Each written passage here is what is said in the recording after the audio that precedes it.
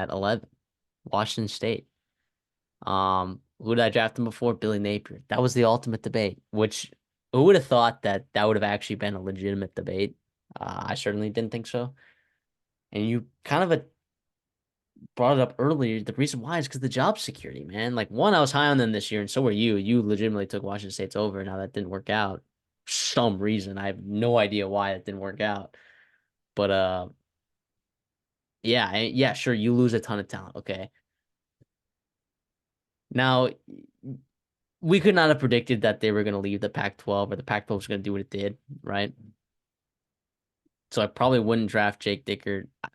I might not draft Jake Dickert even this high. Like, there's definitely a guy below him that is on this list that I would take before him. I don't know that it's Billy Napier though, because Billy No, Napier, like he's just he's a he is walking dead man. he is one of the toughest schedules I've ever seen in my entire life. Do I think Billy Napier is a pretty decent coach? Yes, absolutely.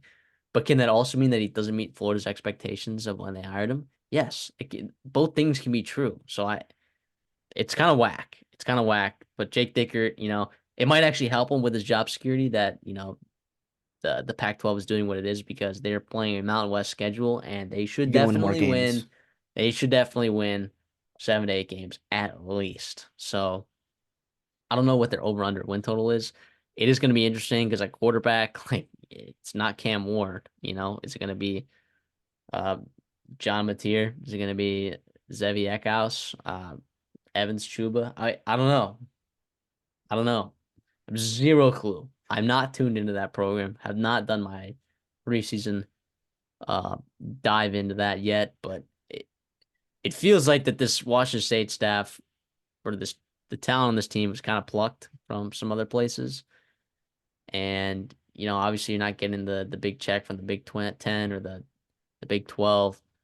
So we will maybe I'm not so high on Washington State as a program heading forward because of that, but it doesn't mean that I can't be high on Jake Dicker and his job security, you know? So I still might take Jake Dicker over Billy Napier. Now, here's the thing. If I was hiring two coaches to run a program, I would probably take Billy Napier to run my program over Jake Dicker. Yeah. But if we're just drafting, if we're buying stock in coaches, like the Jake Dicker stock, it feels like it's just gonna be even keel. Maybe the dividends will pay out, and we'll make some money over time. But the Billy Napier stock is insanely volatile. So I did take Jake Dickert. Um, I did take Jake Dickert over Billy Napier. Now, in terms of like recruiting, it's not great these days. I mean, they finished 62nd this year, right, in the recruiting rankings. Okay.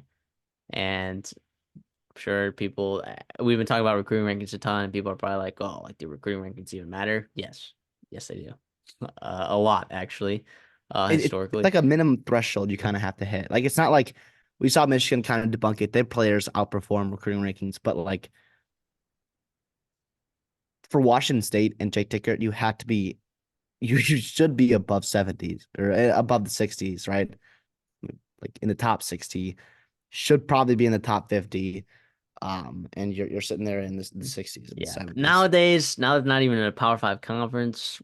It's tough to say that it's hard. So I think pulling together a top 62 class was pretty decent for them. In the past years, it was 67, 60, 62, 60, 71 in 2023. Like, that's just kind of what it is. That's kind of what it is. Now, I do think Ben Arbuckle is fine as an offensive coordinator. Eric Morris, I thought did a really, really good job for them. He did a good enough job. I actually do think Ben Arbuckle kind of unlocked a different side of Cam Ward that we didn't see. But Eric Morris, going to North Texas is what it is. So I actually think Ben Arbuckle kind of was an upgrade there. So I I'm all right with this pick. I'm gonna live with it. I would probably put him in the same range of these 14 coaches that we drafted, but I might not draft him at that exact pick, if that makes sense. The first 4 games of the season, though, you were thinking, wow, that was a crazy hot take that totally turned out for NB here. But yeah, then the slide started, so that was pretty tough. It was tough, but I do want to say that remember Washington State and Oregon State did get a buyout, a massive buyout from the Pac-12. So at least in the short It's term, true. you're gonna have some money to work with. in your athletic budget. And you're also working on a deal with the CW to kind of exclusively broadcast Oregon State and Washington State. And hopefully that brings in some revenue as well. And I do think with the schedule, I mean, they're over under 7.5 with all that talent that they lose. I mean, Cam Ward was most of that team, and Josh Kelly and Brendan Jackson and Rod Stone. Those guys are all gone. And you not like you've been recruiting at elite level to replace those guys. Like that stuff matters at a program like Washington State. You can't just plug and chug, but they're over and under is 7.5 because of that schedule that they do play. I mean, you get Texas Tech and Washington in the out of conference, but